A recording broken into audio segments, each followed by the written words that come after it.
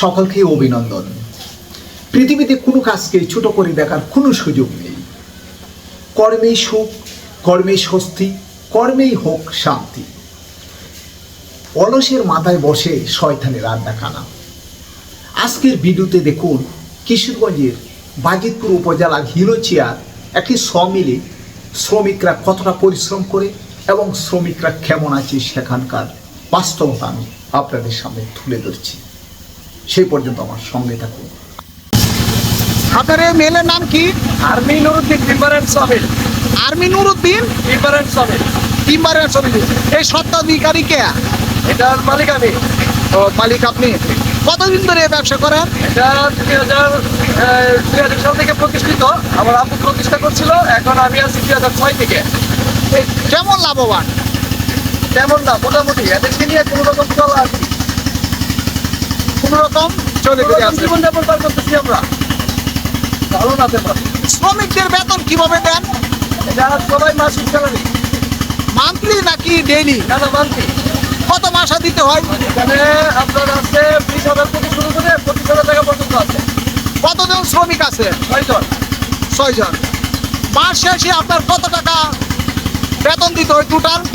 এখানে আমার টোটাল খরচ হচ্ছে 1,05,000 টাকার মতো। সব মিলিয়ে আপনার লাভ হয় কেমন?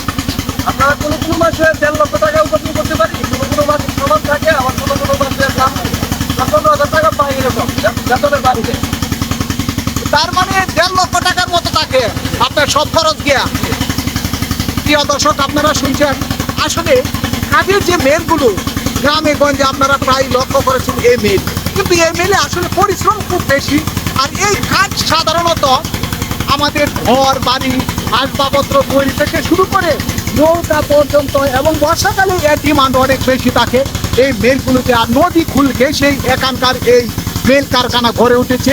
নদীকুল ঘেঁষে গড়ে ওঠার কারণে অতি সহজলভ্য হয়ে গেছে এখানকার যাতায়াতের ব্যবস্থাটা, এবং এখানকার নদীকুল ঘেঁষে তৈরি হওয়াতে খরচের পরিমাণটাও অনেকটা কমে গেছে। এখানে যার সাথে আমি কথা বললাম, নুরুদ্দিন টিম্বার এন্ড সমিলের মালিক, তিনি বললেন যে সব খরচ দিয়ে তার লাভ হচ্ছে, পোষাচ্ছে। আর এই খাতেই সাধারণত গ্রামগঞ্জে বিভিন্ন জায়গায় চলে যাচ্ছে এবং আসবাবপত্র তৈরিতেও যোগান দিয়ে আসছে। আপনি কি করেন? যে আমি কাঠের ব্যবসা করি। কোথা থেকে এই কাঠগুলো সংগ্রহ করেন? আমরা এলাকা বিভিন্ন জায়গা থেকে, ময়ের থেকে আনি, গ্রাম থেকে। এরপরে অনেক সময় অনেক আনি, গাড়ি আছে, এগুলা সংগ্রহ করি। বিভিন্ন জেলা থেকেও আপনারা এই কাঠ সংগ্রহ করে থাকেন। এই কাঠ পরে কিভাবে বিক্রি করেন আপনারা? আমরা অনেকটা এই প্রসেস করে কেজি হিসাবে সাইজ করে এভাবে সাইজ করে আমরা বিভিন্ন আইটেমের সাইজ করি। বিভিন্ন আইটেম ওয়াইজ আপনারা সাইজ করে বিক্রি করেন। আপনি এখানকার কি হন? আপনি মেলের লোক। আপনাকে বেতন কিভাবে দেওয়া হয়? মাসিক 30,000 মতো পড়ে। তাহলে তো আপনাদের পোষায়। খাবার দাবার খাবার নিজে খাই। বাড়িতে গিয়ে খেয়ে আসেন। কয়টা পর্যন্ত এই মেল কারখানা চলে?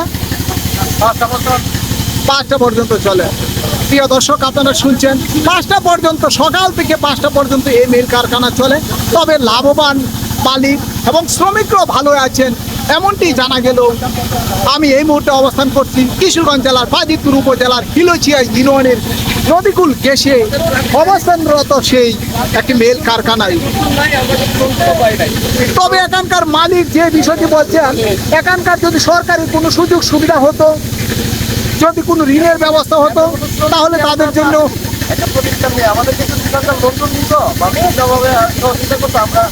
এখানকার মালিক একই কথা বলছেন, যদি কোনো ঋণের ব্যবস্থা হতো সরকারিভাবে তাহলে তারা এটিকে আরো উন্নতির দিকে নিয়ে যেতে পারতো। আসলে এর দিকে সরকারেরও সুদৃষ্টি দেওয়া দরকার, কারণ এখানকার শ্রমিকরা খেটে খাচ্ছে, আসবাবপত্র তৈরিতে যোগান দিয়ে যাচ্ছে, পাশাপাশি এলাকার লোকজনেরও উপকার হচ্ছে। সে পর্যন্ত ভালো থাকুন, শুভকামনা সব সময়। আল্লাহ হাফেজ।